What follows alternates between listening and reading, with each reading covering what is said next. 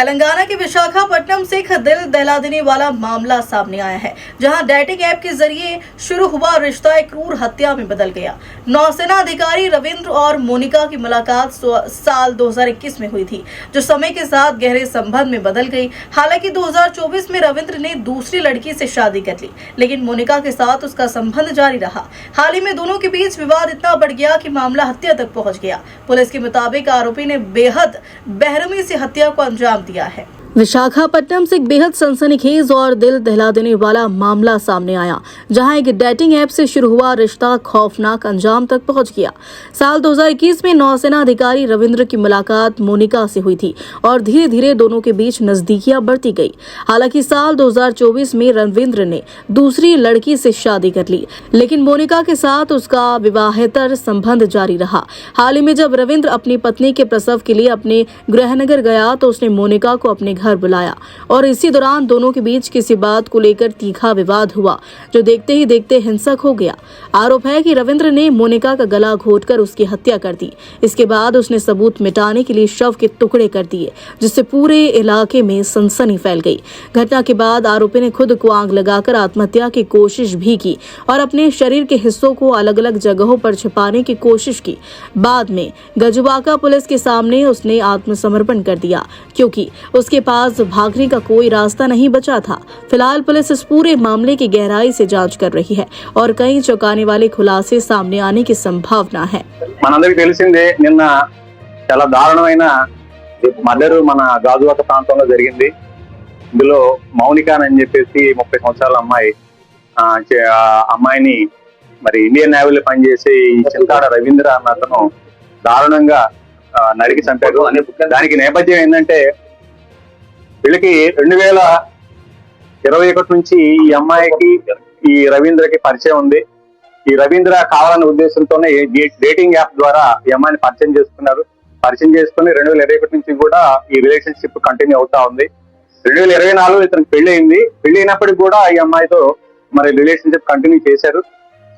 మరి ఈ మధ్య ఆవిడ అతని వైఫ్ ప్రెగ్నెంట్ అవడం వలన డెలివరీ కోసంగా పుట్టింటికి వెళ్ళింది. ఆ నేపథ్యంలో ఇంకా అతను అమ్మాయిని పిలిపించుకోవడం, ఒక రిలేషన్ కంటిన్యూ చేయడం జరిగింది. అయితే వీళ్ళిద్దరి మధ్య చిన్న గొడవలు స్టార్ట్ అయినాయి. ఆ గొడవల్లో ఆ అమ్మాయిని ఏదో రకంగా చంపేయాలన్న ఉద్దేశంతో అతను నిర్ణయించుకున్నాడు. నిన్న ఆ ఉద్దేశంతోనే నిన్న అతను అమ్మాయిని ఇంటికి పిలిపించుకున్నాడు. అప్పుడు ఇది మన ఎల్బీ నగర్ లో, గాజువాక ఎల్బీ నగర్ లో కీర్తి ఎన్క్లేవ్ ఫ్లాట్ నంబర్ 102 దాంట్లో ఇతను ఉంటాడు. అతను ఒంటరిగా ఉంటున్నాడు ఇప్పుడు ప్రజెంట్. అమ్మాయిని పిలిపించుకొని పథకం ప్రకారంగా అమ్మాయితో గొడవ పెట్టుకొని అమ్మాయిని గొంతు పిసికేసాడు. అంటే చెప్పిన ప్రకారం ఏంటంటే ముక్కు నోరు మూసేసి సఫికేషన్ చేసి చంపేశాడు. చంపేసిన తర్వాత అతను ఈ డెడ్ బాడీని ఏ విధంగా డిస్పోజ్ చేయాలో అర్థం కాక దాన్ని కావాలనే ఉద్దేశంతో అతను ఒక కత్తి తీసుకొని ఆ బాడీని 3 ముక్కలు చేశాడు అనమాట. గొంతు, తల, చేతులు, మొండి అన్ని కూడా సెపరేట్ చేశాడు. సెపరేట్ చేసేసి కాళ్ళన్నీ కూడాను ఒక సూట్ కేసులో ప్యాక్ చేశాడు. అదేవిధంగా మొండి భాగంలో ఫ్రిడ్జ్ లో పెట్టాడు. ఈ తల, చేతుల్ని మరి అంటే 1 by 1 డిస్పోజ్ చేయాలన్న ఉద్దేశం అతని ఉద్దేశం. దాన్ని ఏం చేశాడంటే అతను బ్యాగ్ లో పెట్టుకొని మన ఈ అడివివరం రోడ్ లో ఒక నిర్జన ప్రదేశం ఉంది. ఆ ప్రదేశంలో పెట్రోల్ లో తగలబెట్టేసి మరలా వచ్చాడు. వీటిని కూడా డిస్పోజ్ చేయాలన్న ఉద్దేశంతో ఏం చేయాలో అర్థం కావట్లేదు. ఈ బాడీ ఎలా తయారు చేయాలి, ఎలా పంపించాలి, ఎలా డిస్పోజ్ చేయాలని చెప్పేసి తర్వాత అతను మొత్తం లోపల ఉన్న బ్లడ్ స్టైన్స్ కూడా మొత్తం కూడా వాష్ చేసినట్టుగా మనం నేరస్థల పరిశీలన తెలుస్తా ఉంది. కంప్లీట్ వాష్ చేసినాడు.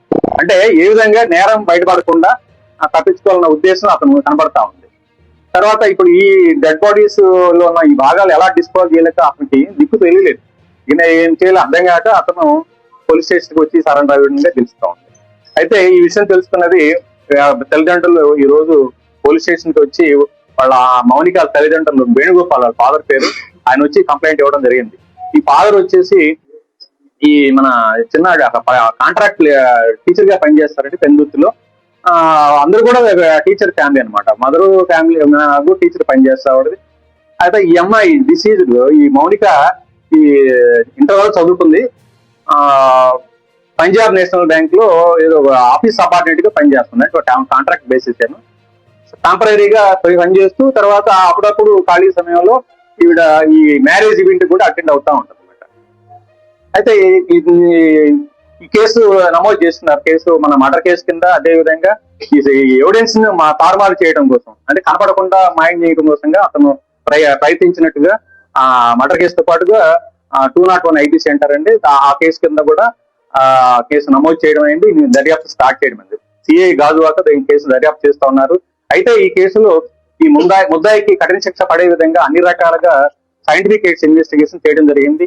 టెక్నికల్ ఎవిడెన్స్ కూడా దీంట్లో మేము అన్ని రకాలుగా వాడుతా ఉన్నాం. ఇతనికి ఎట్టి పరిస్థితుల్లో మంచి గట్టిగా శిక్ష పడాలన్న ఉద్దేశంతో దానిలో భాగంగానే ఈ రోజు RFSL టీమ్స్, క్లూస్ టీమ్స్ కూడా ఈ రోజు పోలీస్ స్టేషన్ నుంచి రావడం జరిగింది.